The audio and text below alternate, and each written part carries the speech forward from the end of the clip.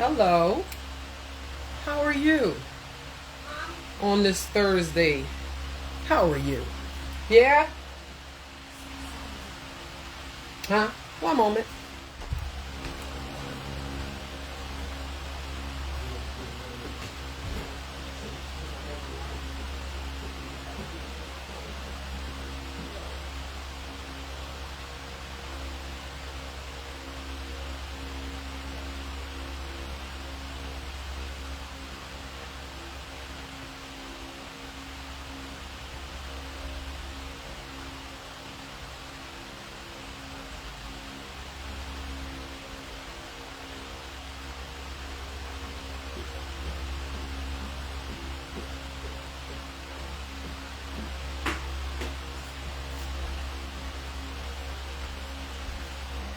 I'm back.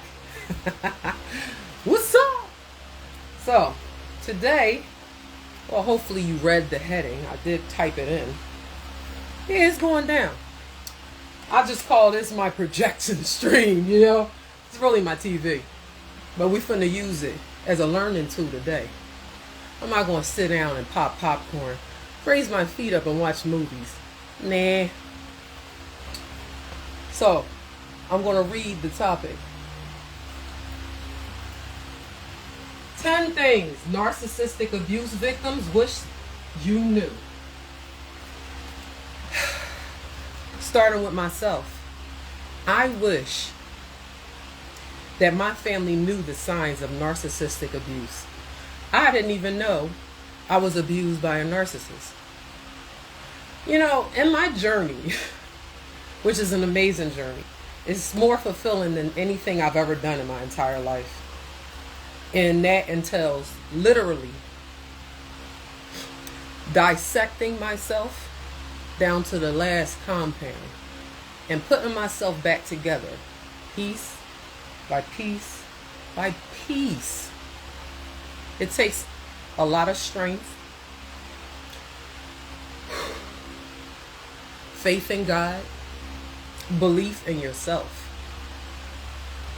to be able to do this type of work. If you can't face yourself, it's not going to work, my opinion.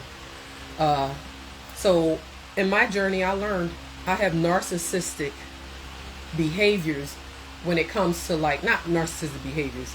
So because I was abused by a narcissist, things that I thought were character traits just of Kanisha, this is just how I am. Not so much. That's heartbreaking. To think I'm one way by choice, and then I learned later that these are trauma responses to being victimized as a child into adulthood. Nigga, really? Hurt my heart. You know, right here, right in the middle, hurt my heart. And I'm healing my heart. So once I took out that aspect of anger, because I was very angry about this, because I'm thinking loyalty and love is what it is, because that's how I was programmed to think, when the whole time it's about control. I'm so tired of people trying to control other people on the DL. Indirectly. Like, if you don't get the hell out of my face with that, I'm over it. I'm over it. So I figured I'd bring some information to the table just to open that window up for other people that may have the same thing going on as me. I had no clue. Now, this is not my only resource. Please believe me. Multiple resources are necessary. Always challenge where you get your information. Always. Challenge the challenger. Challenge it all. You know what I'm saying? Don't just be someone that jumps on because it sounds right. Oh, that sounds good. I'm going to just believe in it. Nah. Let's slow it down. Still challenge it. You never know. You never know. You can never be too sure. So we're going to play this. And they're going to break down some ways that a victim shows up. That's literally from narcissistic abuse. Even if you're ignorant to the facts. It's going to hurt your feelings. Especially if you can relate to it like I know I can. I'm going to pause it throughout the show, because I'll have things to say. Also, if this doesn't apply to you, Simply let it fly. Do your best to not comment any negativity, for I do not push negativity. You will be respectfully blocked. I'm doing real work with real people. If you are here to catfish, if you are here to gossip, please swipe past me. Respectfully. You dig? Let's get it started, because I'm on one. A little bit. You know that narcissistic abuse victims wish others would understand them more than the abuser. They're not looking for sympathy for the person who caused them harm. They're hoping someone will finally see them. Narcissistic abuse leaves deep scars, many of which are invisible. It's not just about the screaming matches or manipulative mind games. It's about how those experiences mess with your sense of self, trust in others, and even your ability to speak up. Victims of narcissistic abuse often feel misunderstood, even by the people who care about them, because unless you've lived it, it's hard to grasp how much it affects every part of your life. Today, we're peeling back the curtain on what narcissistic abuse victims wish the world understood about their journey. Are you ready for number one? They're not overreacting.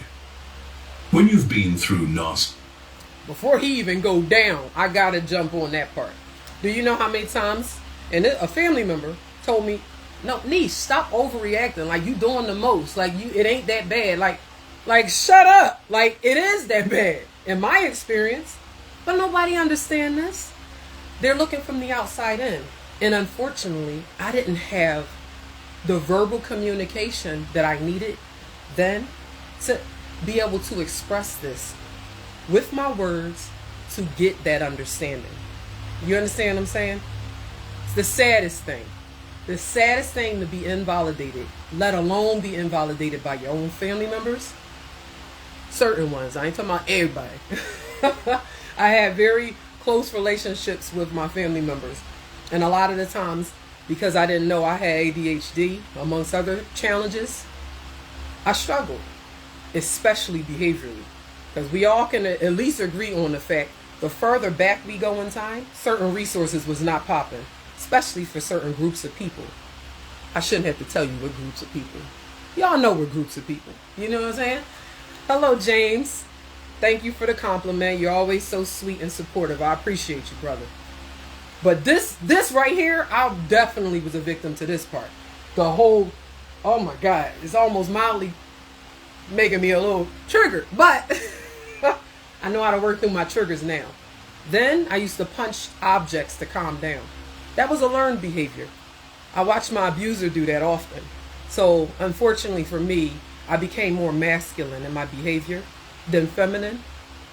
Well, femininity triggered my abuser. Well, at least when I did it. Bad luck for me, you know? Let's hear the breakdown of what he about to talk about. Because I am done to death with people diluting the issues. Stop diluting the issues. One moment.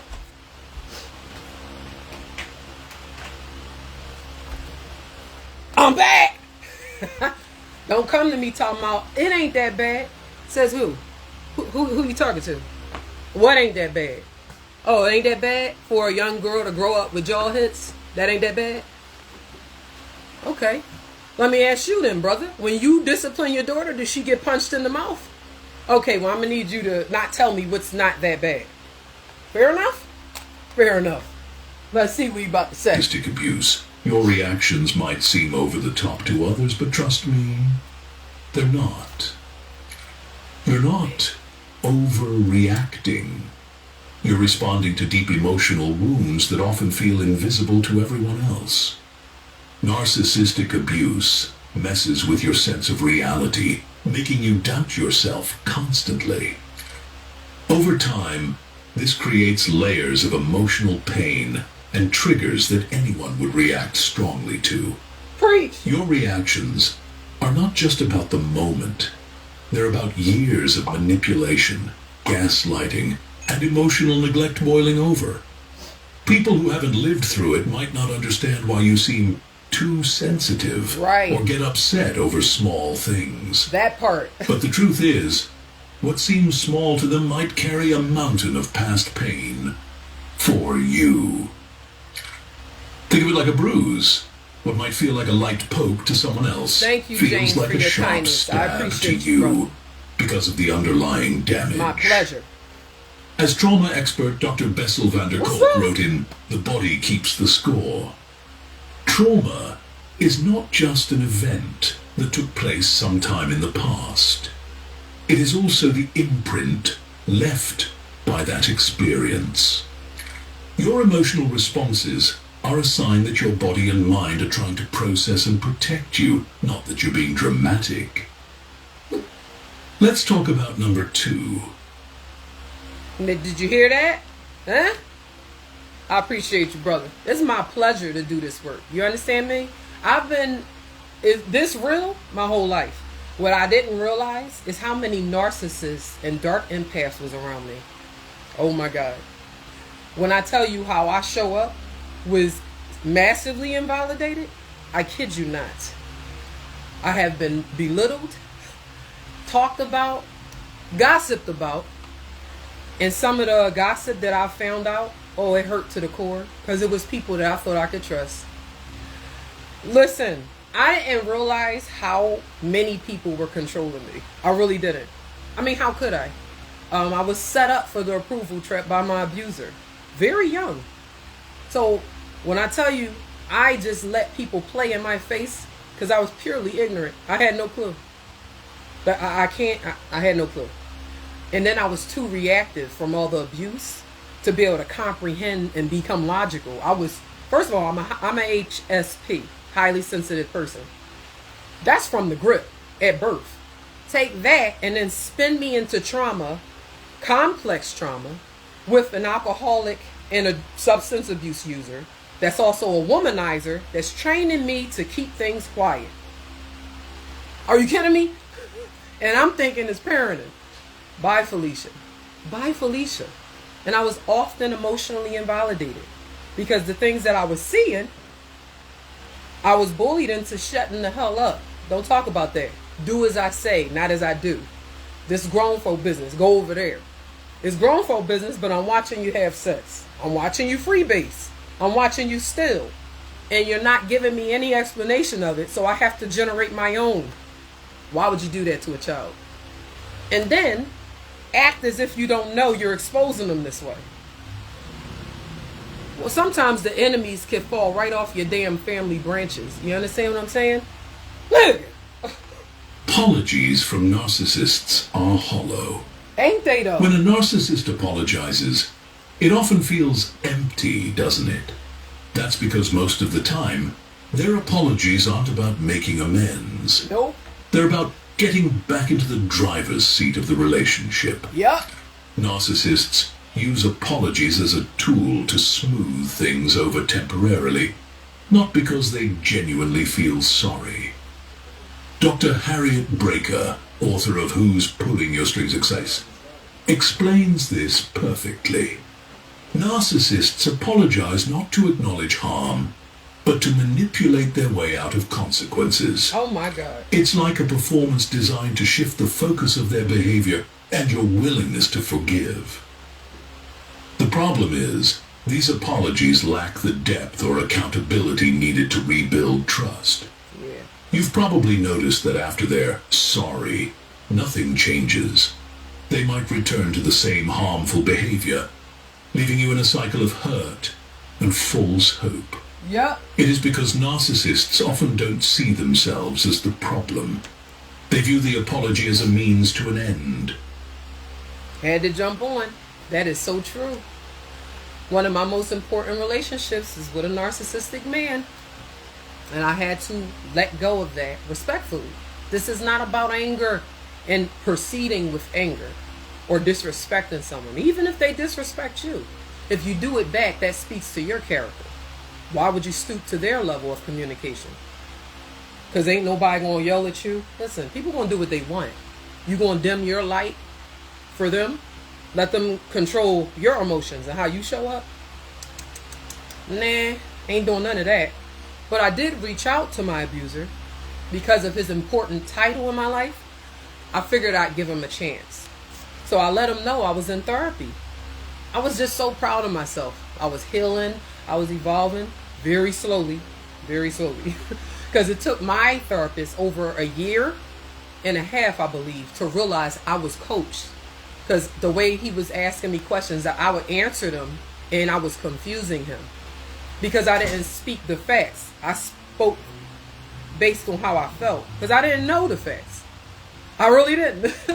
So once my therapist put it together for me that I've been coached and manipulated, I denied it. I said, no, he wouldn't have did that. Not the way he walked around talking about his family, this, that, love my daughter. You know, I just couldn't process that. I couldn't, you know what? I didn't want to see it. I didn't want to see it. So you know the breakdown was real, right? We talking about panic attack. Yeah.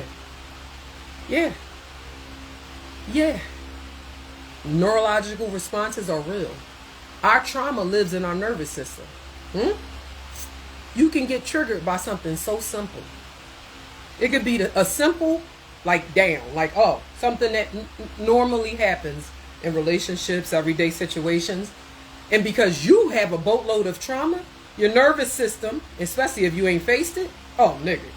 Not only is it going to take it, let's say from a scale of 1 to 10, 1 is no anger at all. You're normal, and 10 is I'm about to catch a case. What problem would have felt like a 5 because you have an overactive nervous system because of your trauma, let alone if it's complex trauma. Now your 5 is going to be experienced as a 10. And if you don't know that, you're going to blame everything on whoever triggered you. Not even realizing you're dragging unresolved feelings from your past into your present. And not only are you overwhelmed, but whoever is interacting with you is about to be overwhelmed like hell. Period. Ain't no other way to put it. That is exactly what happens. Challenge it though. Go research. A lot of people be lazy when it comes to the research part, but I bullshit you not. This is how it works. It's a neurological response. The brain is perceiving threats because it's been through that trauma. So you have to retrain your brain from responding so intensely and soothe yourself down from that extreme trigger to normalize the situation for yourself. Or else you're screwed. My opinion. This is disrespectful. Not as a chance to grow. Therapist Shannon Thomas, in her book Healing from Hidden Abuse, describes this as strategic apologies, where the words sound right, but the intent is missing. Recognizing this pattern can help you protect yourself emotionally. You don't have to accept apologies that come with no real change. And it's okay to set boundaries that prioritize your healing over your need for control. Let's move on to number 3. They doubt their sanity. Being on the receiving end of narcissistic abuse often makes you feel like you're losing your grip on reality. Narcissists are masters of gaslighting, a psychological tactic designed to make you question your memory, Yes. your instincts, and even your sanity. They'll say things like, "That never happened," or "You're imagining things," even when you know what you experienced. Over time, this constant invalidation creates confusion, leaving you unsure of what's real. As psychoanalyst Dr. Robin Stern explains in The Gaslight Effect, gaslighting isn't just about deception. It's about making the victim doubt their sense of reality to gain control over them. You're not crazy. You've just been manipulated into thinking you are. What makes it even more challenging is that narcissists mix gaslighting with moments of kindness or affection. Yes. Which keeps you stuck in a loop of self-doubt. That part. You think, maybe I am overreacting. Or maybe I misunderstood. because they sometimes show you the version of themselves you want to believe in. This constant back and forth creates something trauma experts call cognitive dissonance, where your mind struggles to reconcile the loving person they pretend to be with the manipulative one they indeed are. It's exhausting. Yes. It makes it hard to trust yourself. Yes. Breaking free starts with acknowledging that your feelings and perceptions are valid, no matter how much they've tried to convince you otherwise. Boy. Now, let that part, boy. Oh, it's so personal. I couldn't pretend this if I was paid to. Even though I take the money, I still wouldn't be able to pretend it. Let me stop. But when I tell you that part is so real, I didn't trust my own judgment. I'll give you even one better than that. I kept people in my life that really wasn't even for me. They probably cared about me because certain ones was family members, but they were surviving their own traumas. And they figured they'd manipulate certain people. That way they'd be able to survive and have some type of normalcy, their version of it. And I was a victim to that because I couldn't see the manipulation. I would keep certain people around that I thought their judgment was better than mine. And I'm the oldest of my siblings. When I tell you I was massively dumbed down. So basically, if I seen, or let me say, trying to give you a real good example here. Life story, everything. Thank you, James. I appreciate that. I need all the prayer I can get, brother. Because I came on this platform to be 100% authentic. I'm not about to sit here and pretend that my life is perfect. I would assume that would be an ineffective way to use social media. Why am I faking on this mug? I ain't faking. I'm too real to be able to fake. I'd crack under the pressure. I always have. And that's what I was judged because I couldn't keep my game face. So all these manipulators that I have been exposed to that can game face it and lie straight to somebody's mug, and I'm just sitting there watching this like, wow. And because my abuser, he was that same way. So I'm thinking I got to be more like that. But then I have my mom over here who's more honest, has her own struggles, but doing the best she can when it comes to raising us, even though she was massively judged. But she couldn't have been that bad. You know how many people left their child under my mother's custody? You know how many times my mom was trusted to watch children that wasn't hers? But if she's so terrible, why would you do that? Come on now. Like, I can't with the people. I just can't. It's me. It ain't you. It is me. Like, the trauma can be very real. It can be way deeper than you could ever imagine. And if you have a circle, I challenge you to challenge your circle. Just because you comfortable with who you got around you, don't mean they're for you. Let me be the one to tell you.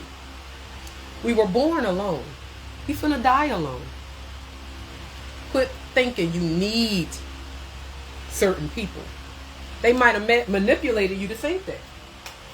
Because that's usually how it works. If someone needs you and they're a narcissist, the entire way it works is for them to convince you that you need them. And this is what's happened to me. I've been told things like, Niche, you way too aggressive. You shouldn't do it like that. You should do this. And then I'm listening to it like it's a message from God. Because these people knew how to control me. They knew how to work me. They knew how to... I'm high arousal. I've been controlled by a lot of people with low arousal and some people with high arousal as well. Energy vampires, they are very real. And there's some people that have not survived emotionally their childhood trauma. And they're too scared to face it. So what do? They create an adult life where they manipulate people and they use, in my opinion, they use things to dictate their worth. What they can do for somebody, what they can bring to the table.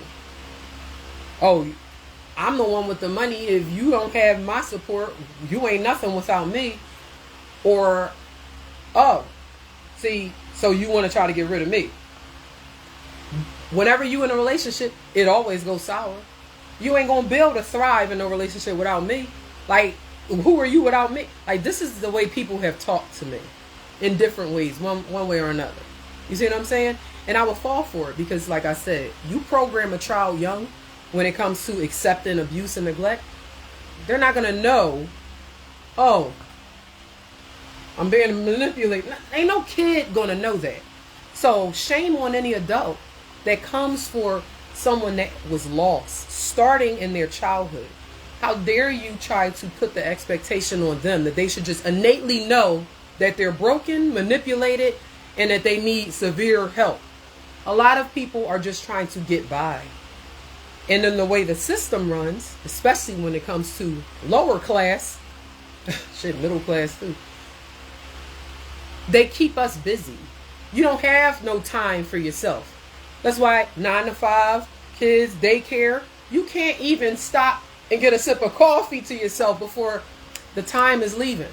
So they make sure we stay busy. That way we can't give self-care. In the meantime, we line in their pockets while they fix up their yachts and laugh because we don't know really how the system works. Because if we did, we'd do better. It's disrespectful. Like, people playing in our face. They playing in our face. And it's got to stop. I'm all about elevation and exposing the bull crap. So if you full of crap, you might not want to hang out with me. Number one, I'm going to pick it up immediately. And for me, less is more. I'm not disrespectful. Just because someone else is disrespectful don't mean I'm going to match that. I move according. Less is more. Because I know my value. Now. I didn't then. I really didn't. I swear I didn't. And I'm only laughing because I use humor to cope. Ain't none of this funny. But as you can see, this is what I created as a child. Because if I didn't laugh, I was not embraced. And when I was a child, it was a lot that was not funny. OMG. But I had to learn to laugh through it. Because if I frowned, my abuser would see that. And that was an opportunity for either me to be choked, headbutt, controlled in some way, shamed, going to tell my mom some things. Oh, she doing this, she's a hoe. The whole time, you on one, and you exposed me and didn't never tell my mother. You never told my mother what you had me around. You never told your sisters what you had me around. You left me out here to look crazy in the family. And then my behavior looked even crazier. No one understood why Kiki was acting the way Kiki was. Maybe because Kiki was with a dumbass adult that exposed her to elemental P and confused her. And then he didn't let me know, oh, I shouldn't actually have you around this. It's actually neglectful. It's abusive. I could go to jail. Because then if I would have heard that, I'm like, oh, well, I better not copy. Well, I better not do this. Yeah, I didn't get that explanation. I had to just shut up and take it. That's unfair to do to a child. How many parents do you think is doing that? Let's be real. A lot of the times, parents take their unpacked trauma out on their children because they don't know no better. How many parents became parents as teenagers? Last time I checked, parents are getting younger and younger. Would you say that's a good thing?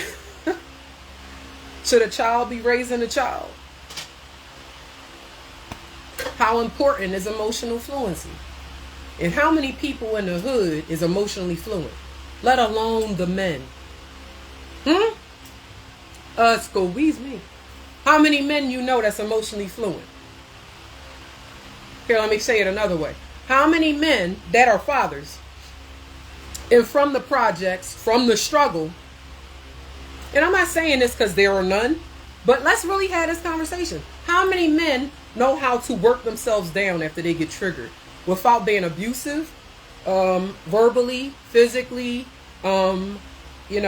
destroying property? How many men? Because I know that's the type of men I've seen a lot where I'm from. Men that struggle with their own emotions. So if you're a father and you don't know how to soothe yourself, what the hell you going to teach your child? What you finna teach him? Hey, EB, Where you gonna teach your child?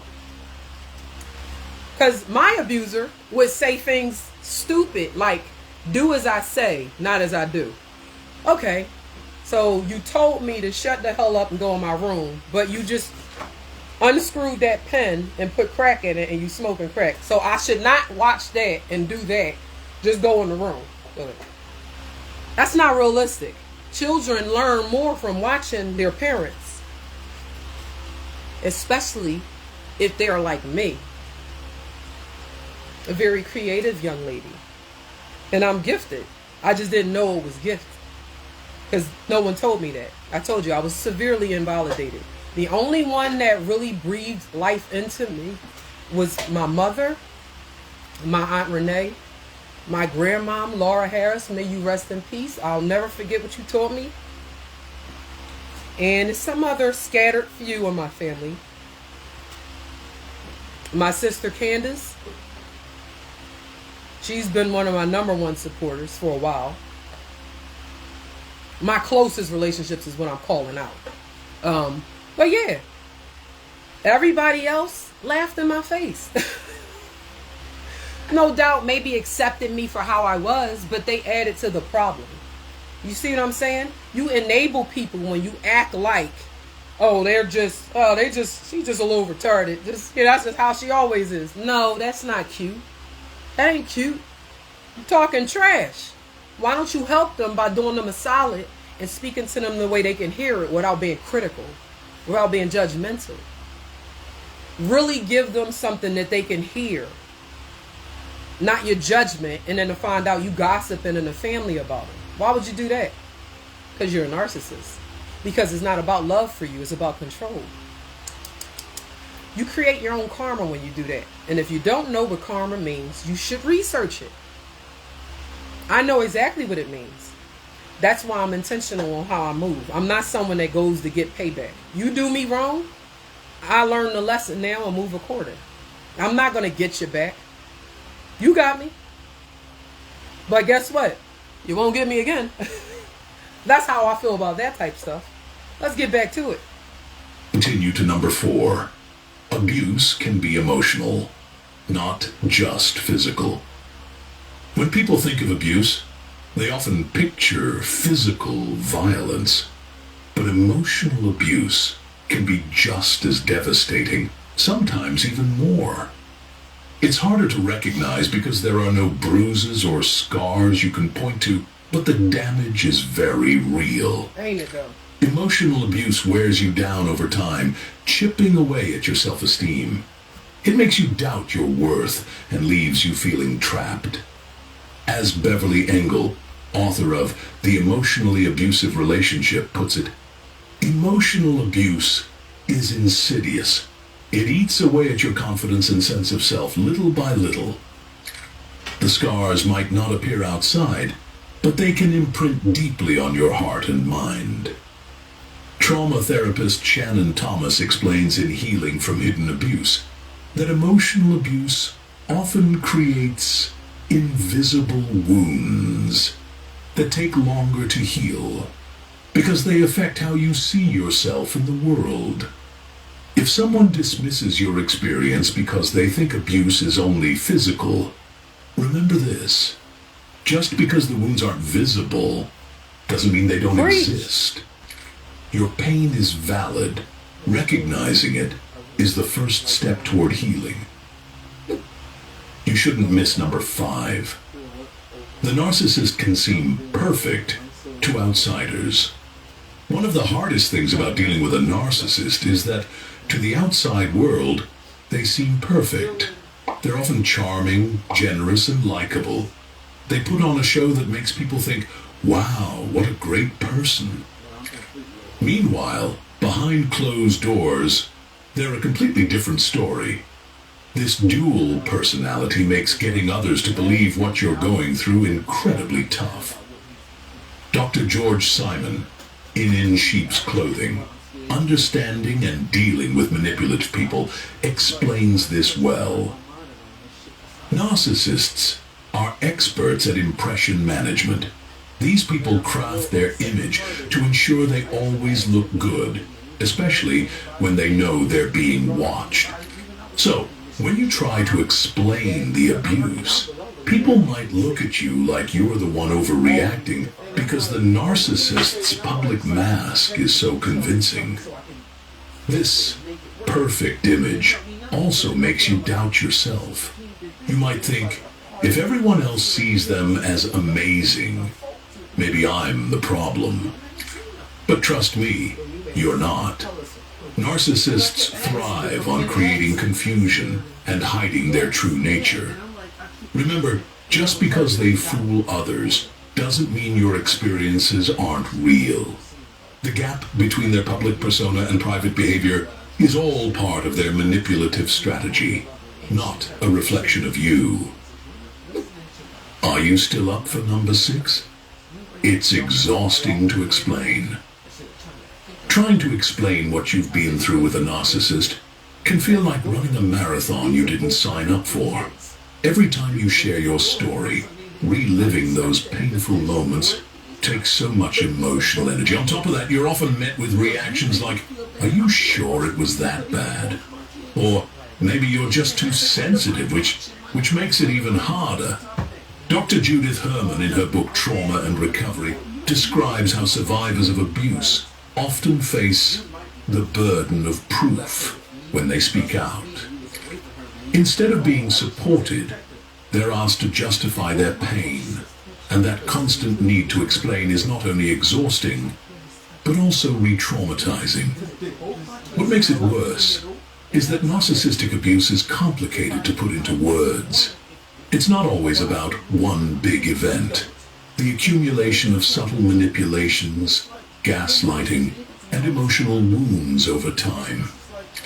Explaining that to someone who hasn't experienced it can feel impossible, especially if they don't take you seriously. Setting boundaries about when and how you share your story is okay. You don't owe anyone an explanation if it drains or leaves you feeling invalidated. That part. You don't owe anyone an explanation. You don't. You don't have to explain yourself. You don't have to feel guilty, because this is everything I struggled with. I constantly felt like I had to explain myself. And I often played myself doing it. And you think my abusers was going to tell me that? You don't got to explain yourself to me. You know what? Now that I think about it, it was certain times where I was told, you don't have to explain yourself. And the expectation was that I do explain myself, because that would teach them they're still in control of my emotions. See how sick it can get? Here's another tidbit. I was suicidal when I was in the 4th grade. I was already dealing with so many secrets of my abuser. I wanted to die then, as a 4th grader. I also failed the 4th grade because that's when I started unraveling emotionally. You gonna blame that on me too? Come on now. A child can't take the world on. My abuser was consistently, at certain points in my life and upbringing, putting me in situations where I would have to go on fight or flight and protect my siblings. And then sometimes I wasn't able to protect them because I had to protect me. That's not fair. How many children are going through that? And I want you to know that I wrote in my journal when I was in 4th grade. It was when we were living on Hollywood Street in North Philadelphia. Had some good memories there, but some pretty terrible ones as well. So when we were living on Hollywood Street, the elementary school that I was attending at the time was named William D. Kelly. I forget what the name of the class was, but in this specific class, we had to start out with writing a journal entry. So I was very depressed, and I didn't know it then to be depression. But I was depressed, I was sad, and I didn't want to live anymore because I didn't feel like I had the love of my abuser. I start seeing like favoritism. I was feeling too scared of him, and I didn't know how to handle it. And then it was only me. And all this time I'm thinking it's all my siblings. No, I'm the only one that felt that way. And I just didn't put it together that it was happening more to me, which is a whole nother life. But once I got my journal from the teacher, I wrote a journal entry, all right. I wrote that I want to die. I want to kill myself. I don't want to live anymore. Number one, I was tired of going to Miss Jerry's house. So when that blew up, that whole thing blew up, I was happy. Oh, I was happy as hell. Because I was completely anxious. I was tired of her son trying to touch me and my sibling. I was tired of watching my abuser do certain things there. I was tired of a lot.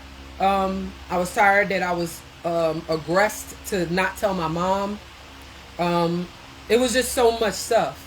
I watched my family member completely abused and helpless.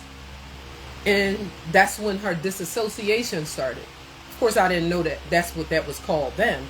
But yeah, when things get too overwhelming for this specific family member of mine, she disassociates.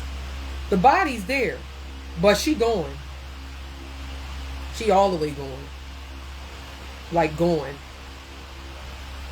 Tears flowing. Numb face. Completely going. That's what she does to cope with certain trauma. She never learned how to fight. Flight.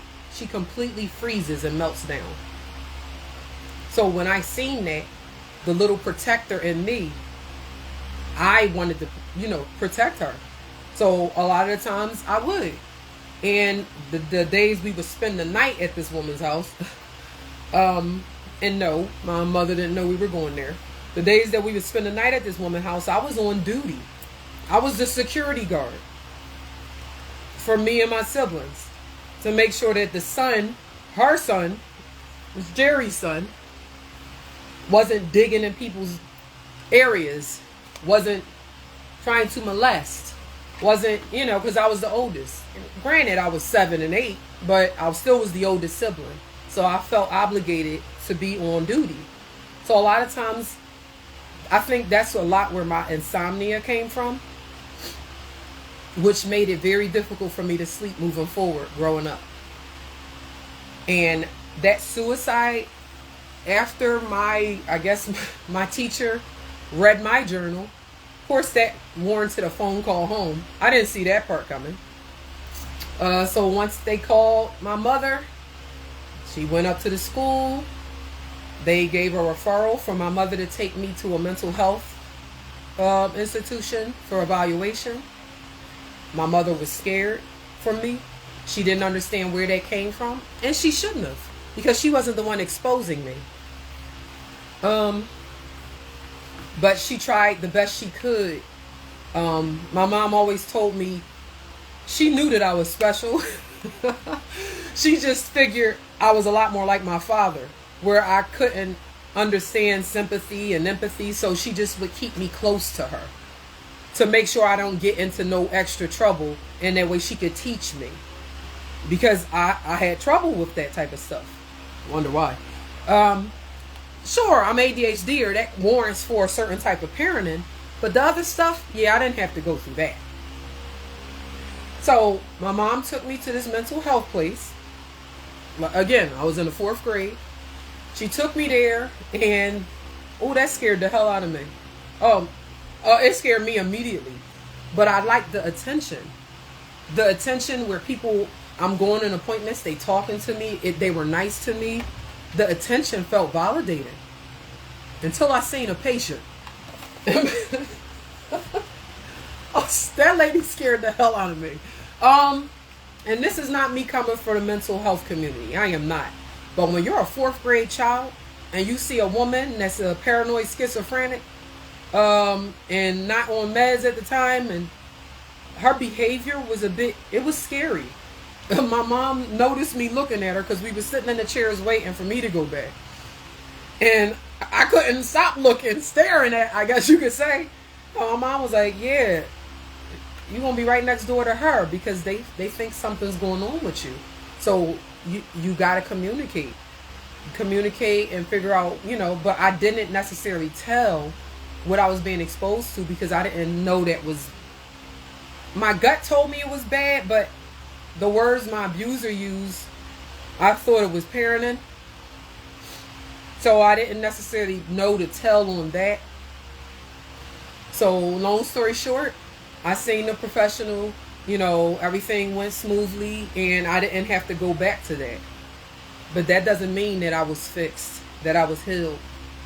Because I got right back into the hot seat with, this abuser of mine. Because he struggled, because he failed himself. He can't give me something he ain't giving himself. And this is what I didn't understand. Every one of us come from a family. It's no way your family members don't know you on one. I think it is very important to start really challenging our family members that struggle emotionally and mental health wise. The ones that are in denial, like the dark empaths, the narcissists, the ones that are aggressive, the ones that really ruin the family tree. We need not to keep keeping them a secret. I'm gonna need that to stop. That's the first thing. Let's stop doing that. If you fear confrontation, baby, I get you. Find a way. Because the damage that those people do in the family it's amazing how damaging those people are. They go from family member to family member, training them to tolerate this abuse. Sometimes incest gets mixed in with this as well. And that has to stop. I was a victim of that too. When you quiet about abuse, children suffer. Adults really suffer too. And it's just all the way around. It's not fair to no parties involved. It's got to stop. Period. Got to stop. So I'm going to give you this gift. This is suicide warning signs for adults.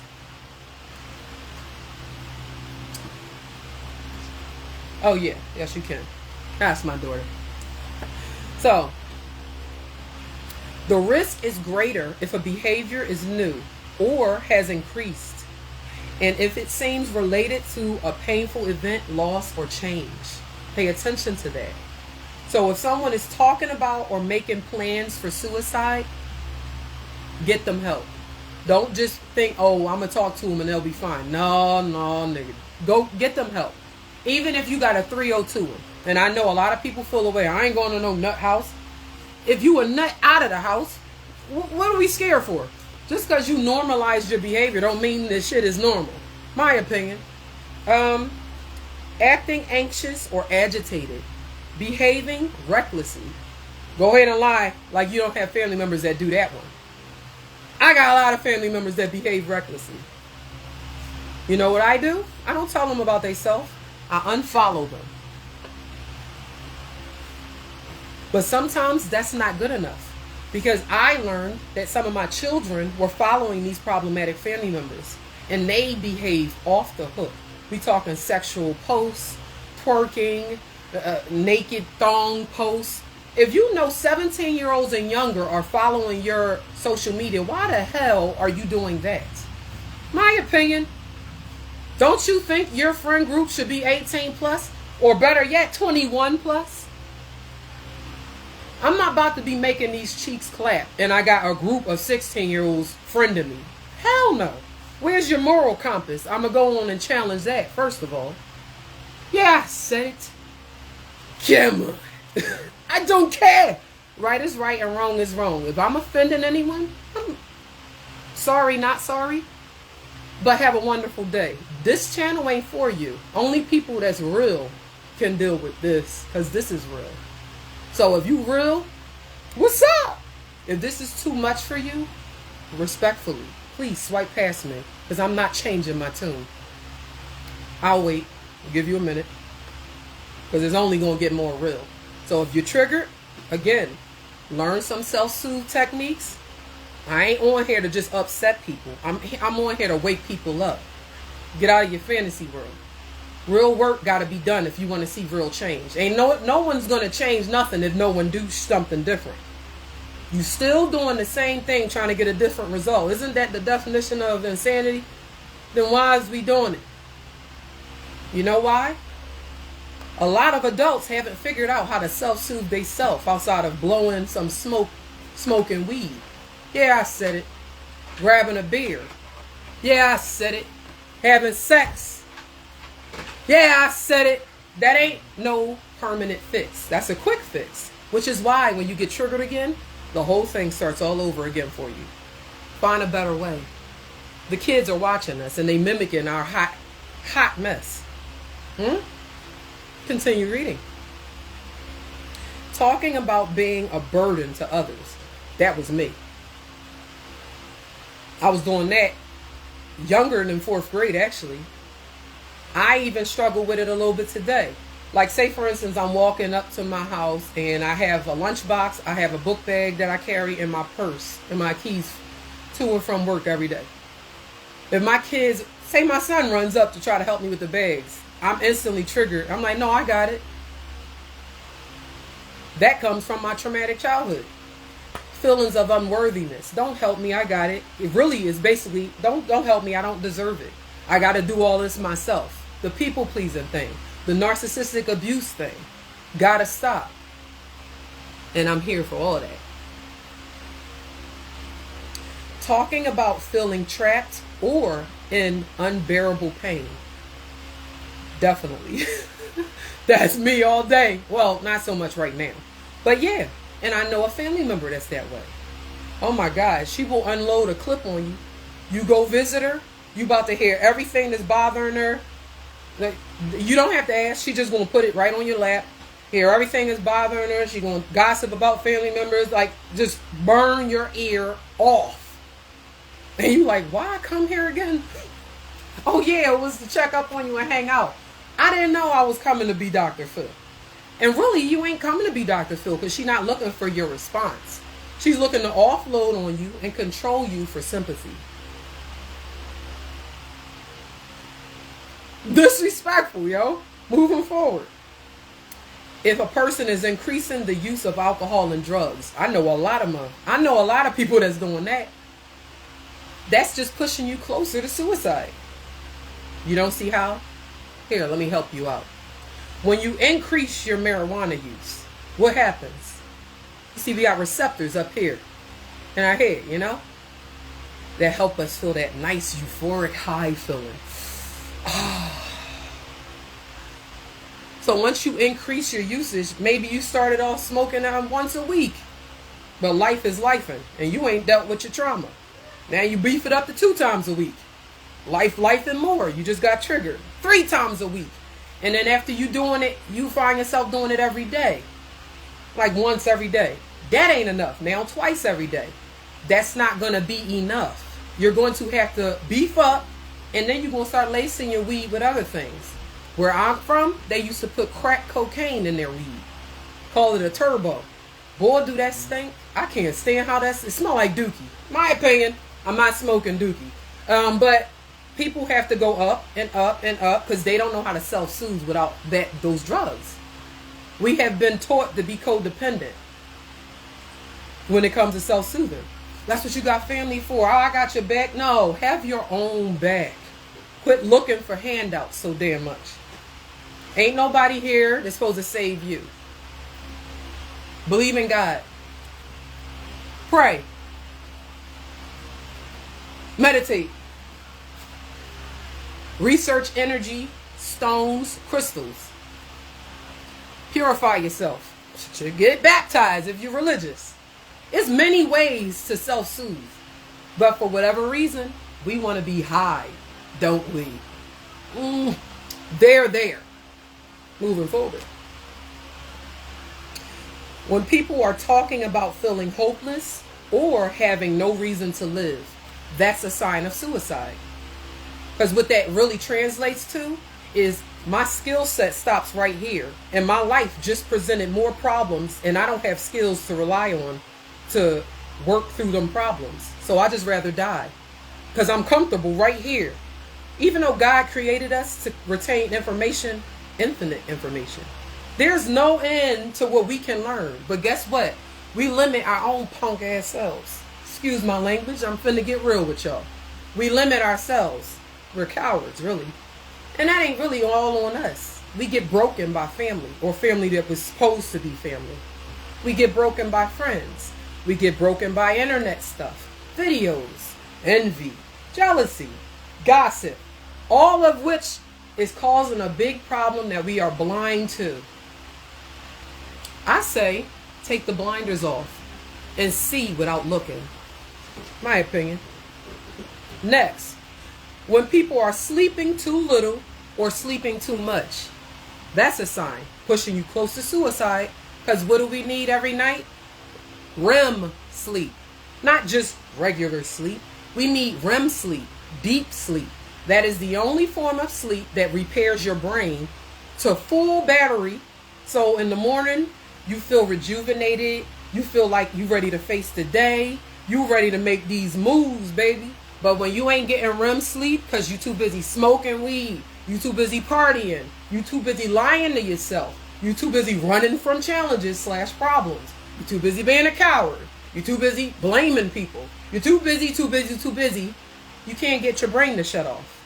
So now you're sleeping, but your brain ain't being repaired. So guess how you wake up? Cranky as hell, annoyed, lacking energy, arousal low, don't feel like a damn thing, let alone going to work. Now these kids want breakfast. I don't feel like cooking. And whose fault is that? Whose fault is it? Right, our fault. You're going to play the game the way you practice it. How do you practice the game of life? Squeeze me. Moving forward.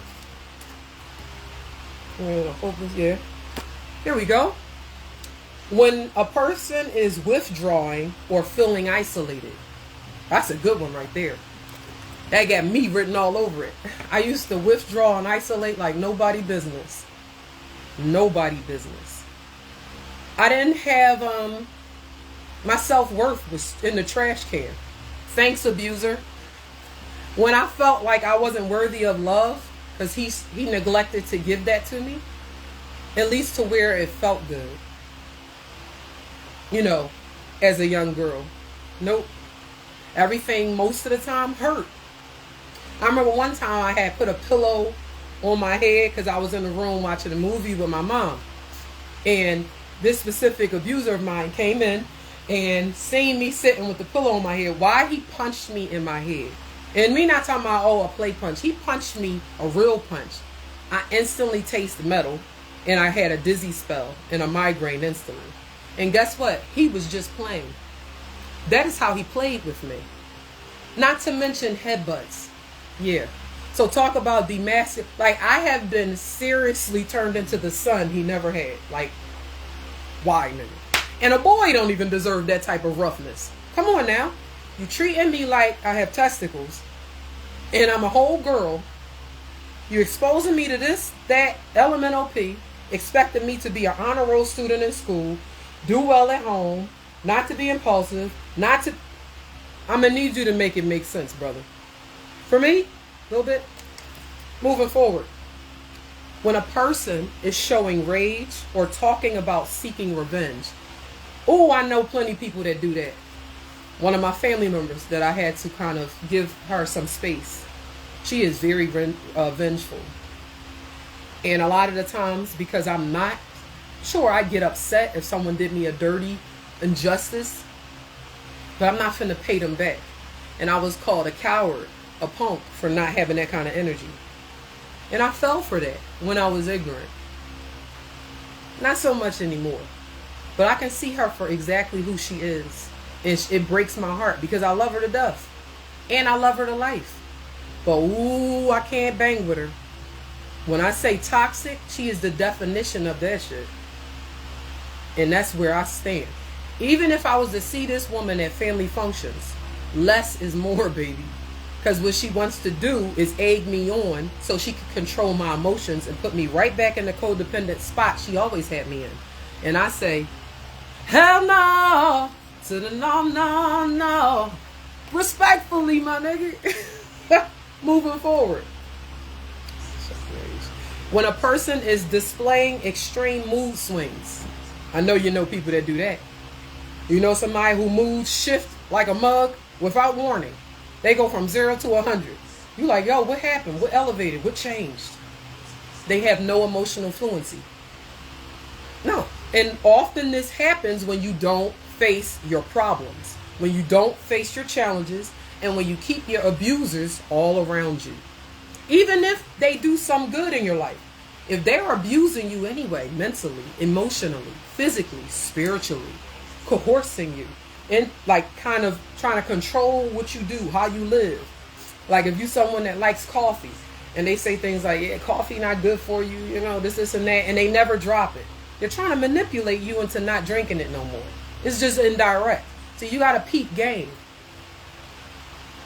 I wish I was told all of this stuff years ago. It would have saved me so much stress, illness, and almost death. I didn't wanted to kill myself in 4th grade. I actively tried to kill myself at 18. And my father and my cousin Little James was called by my sister because I was walking around outside when I was living on Rockland. I was walking around outside with pajamas on holding a damn teddy bear because my teddy bear my grandma gave me, which was my memorabilia, was thrown away by my abuser out of pure hate or envy. So I just made any teddy bear that teddy bear she gave me because it had sentimental value. And at the time, I felt completely abandoned by who I thought was supposed to have my back. But really, I didn't even know how to have my own back. I really didn't. I had no clue what the hell I was doing. I still needed my mom, and at that point, I got myself kicked out of her house. I played myself, no doubt. But it's because of my abuser. It really is. And I didn't know any better because that behavior was around me, normalized. How can I know something's bad when this adult does this all the time and gets praised for it and never gets in trouble about it? And I'm supposed to just know that he really bad, but they just not saying nothing. No kid is going to know that. Stop with these unrealistic expectations on children just because the adults don't want to open their damn mouth. You see what I'm doing? Every adult could have did this back when I was a child. But what do we tell ourselves? Ooh, that ain't my business. Ooh, I don't want confrontation. But you willing to gossip about what's going on about me. But you don't want to be in it? Nigga, please. I ain't trying to hear it. I really ain't. So if you or someone you know is struggling or in crisis, help is available, y'all. I'm going to post up the information after this video as far as like suicide prevention. We can't have people killing themselves thinking that they're all alone out here. Because we all suffering in some type of way, if we want to be real. Don't just be on this joint, on this social media, popping your chops and just blowing smoke. Bring something real to your platform. I can respect real. Don't dress it all up and make it cute. Who you kidding? Who is we fooling? I know. Ourselves. There, I said it. Now we're going to get back to this hard work because the video is coming to an end, you know? And thanks for all the love, EB. I see you, baby. But I'm on a journey, you understand? I'm finna hold people accountable, especially people from my family. When it comes to presenting what the problem is, and let's work on a solution. Stop making excuses. I am done with that. Don't you come to me with no excuse. I ain't finna hear it. And I ain't disrespectful or argumentative. If you want to come to me, you better come real, because I ain't going to have it otherwise. Respect. Your healing comes first, not convincing others of your pain. Let's keep it moving to number 7. Yeah, man. Support is more helpful than advice. Right. When you've been through narcissistic abuse, This part. what you need most is someone to truly hear you, not someone to tell you what to do. It's frustrating when people jump in with advice like, just leave them, or you need to stand up for yourself. Right. As if the situation is that simple. Exactly. While they might mean well, advice often comes across as dismissive, Oh my God. making you feel like your struggles are being minimized. Right. Trauma expert Bessel van der Kolk explains in The Body Keeps the Score that feeling heard and understood is the foundation for healing. What helps is someone who listens without judgment and says, I'm here for you. That part. Rather than trying to fix things. That part. Support is about being present, not providing solutions. Ooh, that When part. someone offers a safe space to talk, it helps you process your feelings and rebuild your confidence. Exactly. Advice can feel like pressure, as if you're doing something wrong by not acting fast enough or in the right way. Right. Instead, being there, making a phone call or giving a hug can be far more powerful. Oh my God, By yes. focusing on offering compassion instead of quick fixes, you're giving a person the strength and support they need to heal on their terms. Yes, that's exactly what you're doing. Here comes number 8. People often enable the narcissist. Oh my. One of the most frustrating. Oh, I had to talk again. That is so true, mother. Boy, I got some colorful words I won't use. That's what I'm complaining about. Family members that enable the narcissist. Because you know why? They're a lot. They drain the life out of your... Oh my God, they drain the hell out of you. And trust, I understand. Oh my God, I understand. Narcissists are draining as hell. Period. Ain't no other way to put that. They draining as hell. So I can understand the intimidation. But that's no excuse to still not do nothing. Not say nothing. Not be holding them accountable.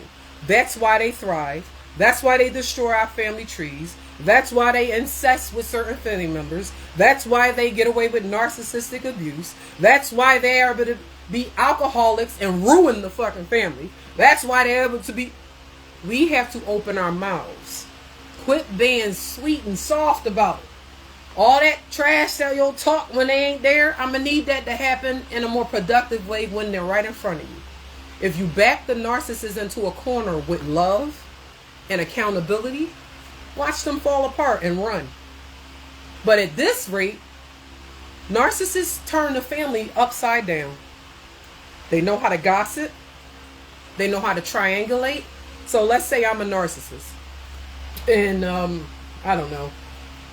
I don't want my family members to like my sister. First thing I'm going to do is I'm going to go find some family members that like her. And I'm going to just start talking trash. I'm going to just start telling secrets they don't know. In hopes to ruin her character. That way they don't even want to mess with her. So when she go want to hang out with them, they looking at her sideways. They wondering if it's true. I'm just planting seeds here as a narcissist. Assuming pretending I'm a narcissist. Yeah. I'll ruin that. And then I keep them separated. Keep them separated. That way they don't know to talk to one another and realize that I'm starting stuff. It's sinister, y'all. It's sinister. It's dark as hell. They don't know I'm starting shit. They don't know I'm the source. I'm creating the triangulation in the family tree. So the people can work to my advantage. Because for whatever reason, I'm jealous of my sister, or I'm jealous of my cousin, or, whatever the situation is, I'm going to create a situation to where they want to hang around me and they don't want to be around that family member. A lot of family members do this. And that's narcissists working top speed. And everybody is just allowing this to happen. Shame. Why the hell would you do that? Not confrontational? They're there. When you become a parent, you got to chuck that. Nothing about parenting is comfortable. Parenting challenges, what does it challenge? Come on, people. When you become a parent, what does it challenge within the parent? Your comfort zone. Oh, yeah. Oh, yeah. What's up, Juanisha? It's good to see you. Oh, I wish I could share this. Thanks for the support, girl. We went to elementary school together, Juanisha Birch. Listen, at the end of the day, narcissists are pulling, oh my God, they pulling families apart. Top speed, ain't nobody saying nothing. Can nobody keep up with these people? A lot of people might even peep game and still don't say a damn thing. So as the tree branches just falling and breaking, everybody just sitting around talking trash, gossiping. Come on now. Why are we acting like we in high school? And guess who watching us be dysfunctional? The kids. So now this behavior going right into another generation with the dumb shit. I'm over it. I don't know how y'all feel. I'm over it. It is me. I ain't finna sit and watch a damn thing else without saying nothing.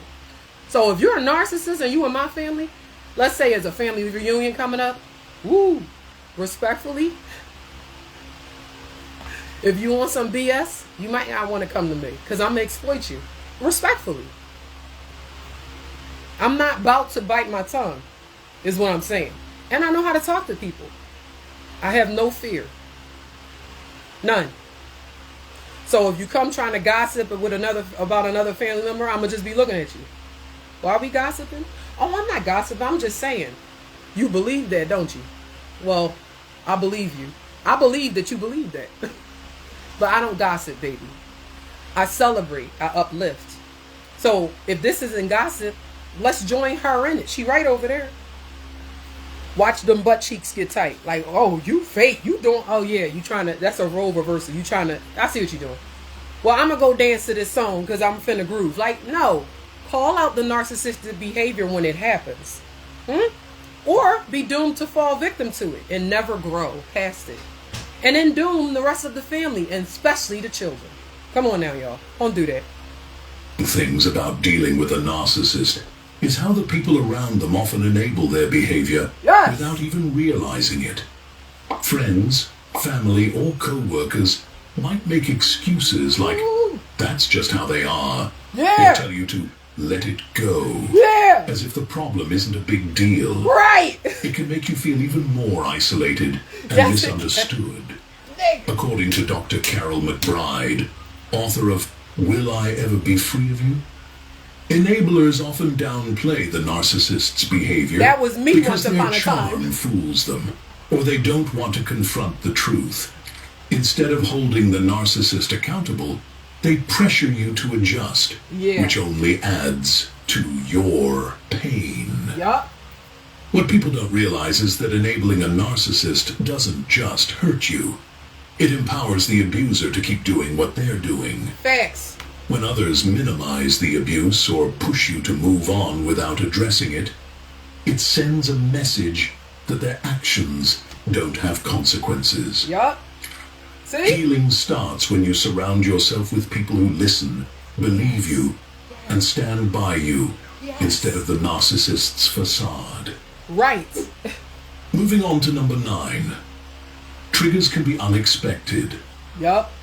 When you've gone through narcissistic abuse, triggers can pop up out of nowhere, and they often catch you off guard.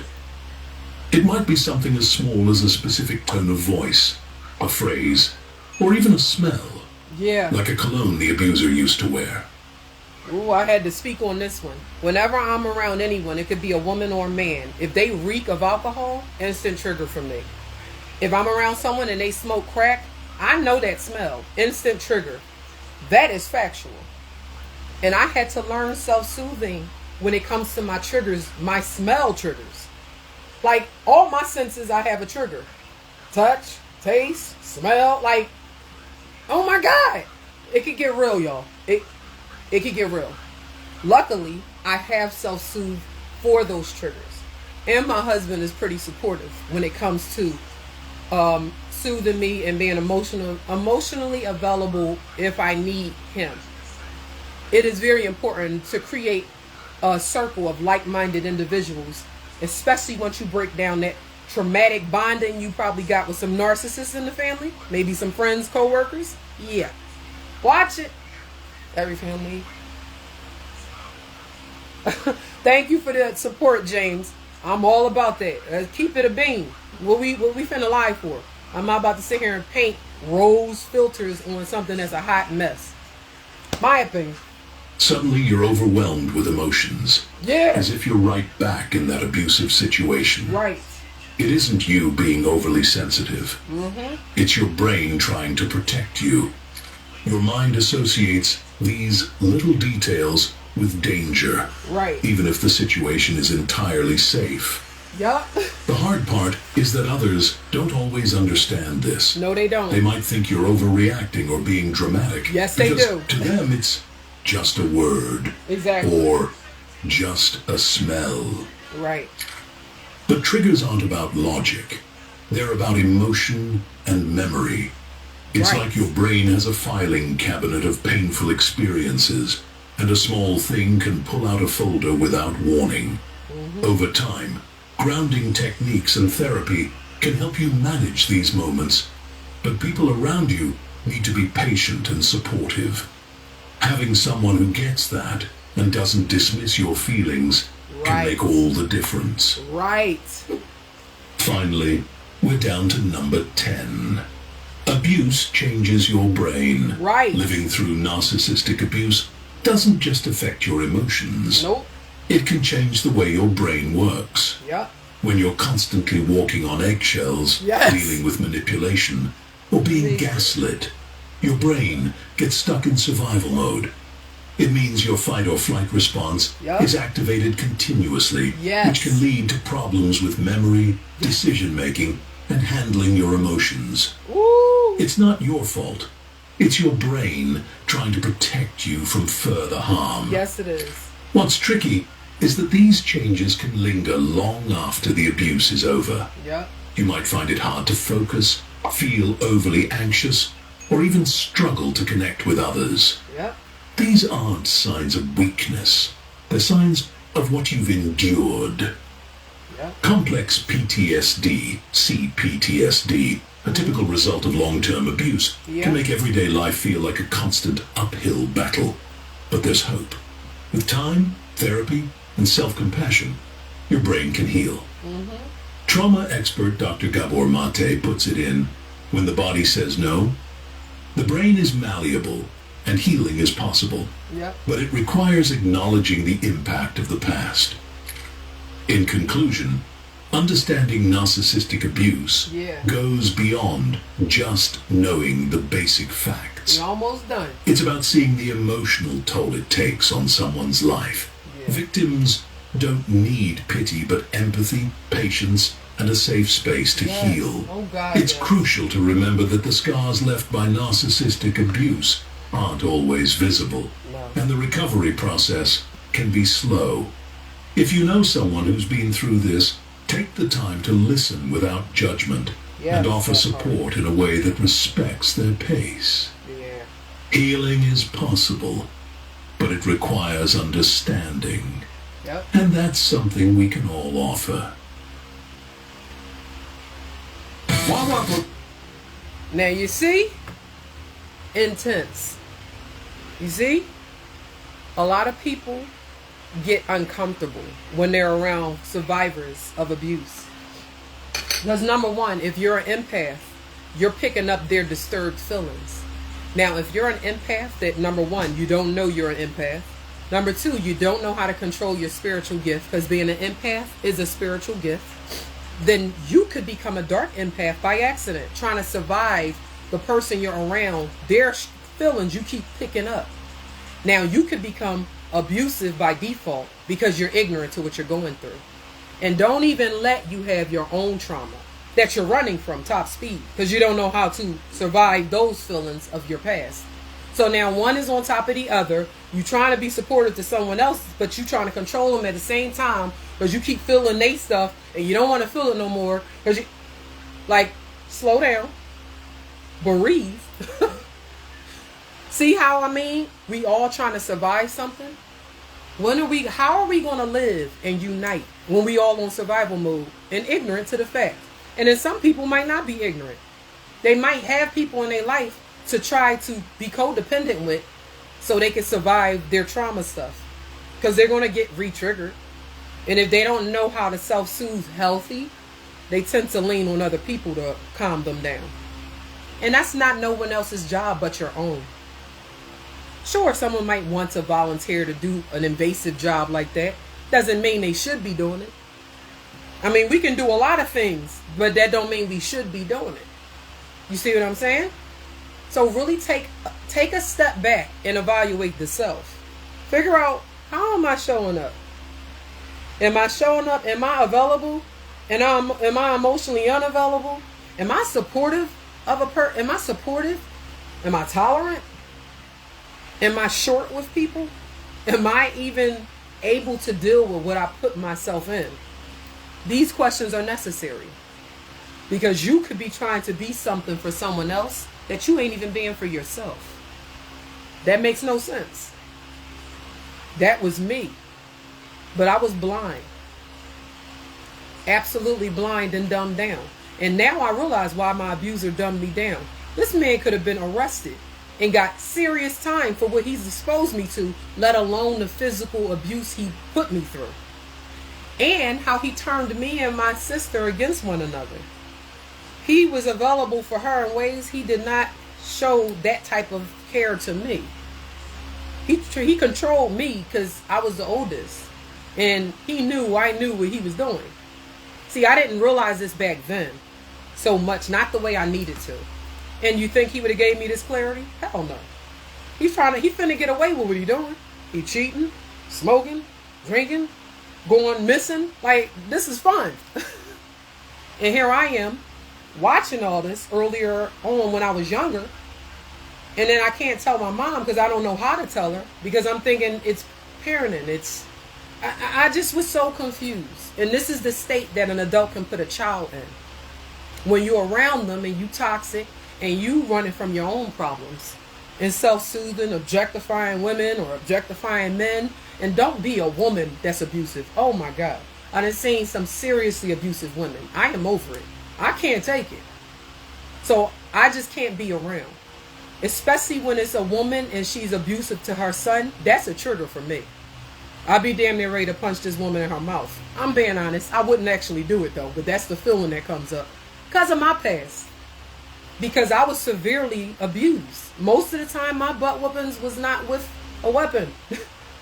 I got these. I had body shots. Jaw hits. You know what I'm saying?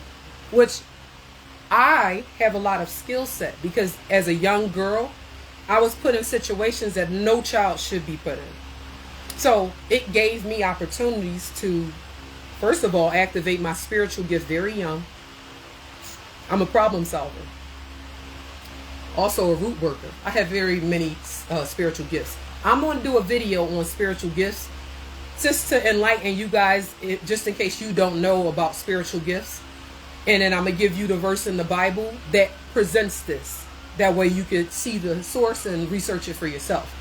But I learned how to navigate, excuse me, I learned how to navigate challenging situations as a little girl. I'm resilient as hell because of this. And that is what I didn't understand. Because in my adult life, there's a lot of adults around me that might be family or friends or whatever. They are not resilient in the way I am. And it would confuse me. And I would actually get angry. And somewhat judgmental. Because I'm like, what's the problem? Let's just figure it out. I didn't realize that some people aren't resilient. Some people run from problems. We talking about, let me put my Adidas on and I'm out of this bitch. Like haul ass, like top notch, running from problems. If you read the Bible, if you practice spirituality, you'll understand that problems is two ways you could look at. It could be a problem or a challenge. Your history teaches you how you look at them. You look at them as challenges, where you can gain knowledge and wisdom, or you look at it as problems, which is more stressful. My opinion. I look at situations as challenges. But unfortunately, I didn't know no better. I had a bunch of people around me that look at challenges as problems. And then they would gift me their stress. So this is what we're going to do. I'm going to create a separation here because I got skill set. I'm not going to sink into the ground just because this is happening. I'm resilient. I'm going to use my resources and figure out the best solution for this just because I'm on point like that. So I'll give you the time you need to heal, maybe grow a little bit more. But sometimes we don't have that advantage. Sometimes we have children irresponsibly. And what happens with children? Sometimes life be lifing. And your children put you in situations that otherwise you wouldn't have been in if you didn't become a parent. So now, guess what? It ain't about you no more. Do what you need to do to make sure your kids is straight. That ass gonna be tight. Yes, it is. Sorry, I'm so sorry. But you wanted to have sex, right?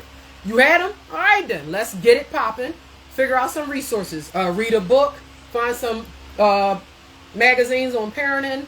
magazines on problem solving. Maybe do some volunteer work. Get a big brother program if you're a guy, or big sister, whatever the mentor groups they have out here. Help some children in need. Expose yourself to real life problems so you can learn and create conflict resolution or create some type of resolve, because that's going to upgrade your skill set. Versus leave yourself a victim and things just keep happening to you. Poor you. Grow up. I'm going to need you to realize there's resources out here that wasn't available before. There's plenty of things we can do to self-educate. Quit being lazy.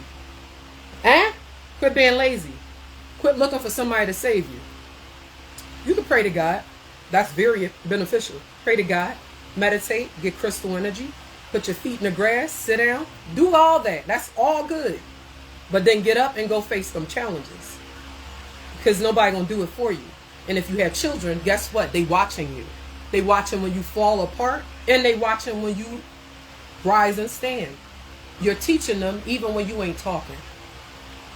And as far as I'm concerned, I want to empower my children with strength and skill set.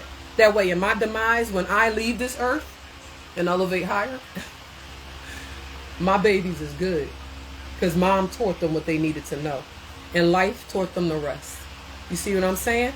I hope this has helped. Bam. I hope you share this. Don't limit knowledge. Spread it. You understand? Because knowledge is not power until you apply it. You can know a whole bunch of stuff and not be applying it. You feel me? Apply it. And then watch yourself grow. This has been the Creative One. Over and out, people.